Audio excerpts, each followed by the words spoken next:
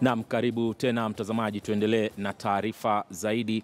Huku jamii ya Waislamu wanapoendelea kufunga mwezi mtukufu wa Ramadhani ulimwenguni kote, watu wa tabaka mbalimbali kutoka nchini Tanzania na hata mataifa mengine ya Afrika ya Mashariki na Afrika kwa ujumla walikusanyika mjini Dar es Salaam nchini Tanzania kushuhudia mashindano ya kusoma na kuhifadhi Qur'an kama mojawapo ya kuendeleza kutukuza mwezi huu mtukufu wa Ramadhani. Mshindi alikuwa ni kijana mdogo kutoka nchi ya Somalia ambaye alijinyakulia dola 7,000 za Marekani, kama mwandishi mwenzangu Rajab Hassan anavyotuelezea kutoka jijini Dar es Salaam, Tanzania.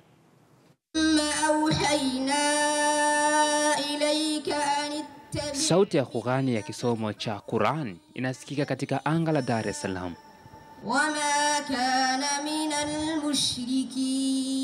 Ni sauti yake Mohamed Abdullah Aden, kijana wa miaka 12 kutoka Somalia, miongoni mwa vijana 17 wanaoshiriki mashindano ya Afrika ya kuhifadhi na kusoma Qur'an.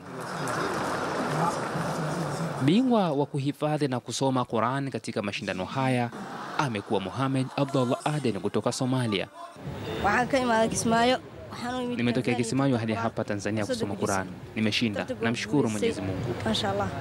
Viongozi wa dini na serikali kutoka nchi za Afrika Mashariki wamehudhuria mashindano haya, akiwemo Rais mstaafu wa Tanzania Al-Hassan Mwinyi na Waziri Mkuu wa Tanzania Kassim Majaliwa. Serikali yetu pia inaheshimu sana dini zote.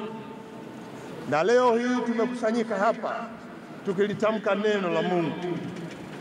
Tuendelee kutumia nafasi hii kuhubiri amani na utulivu.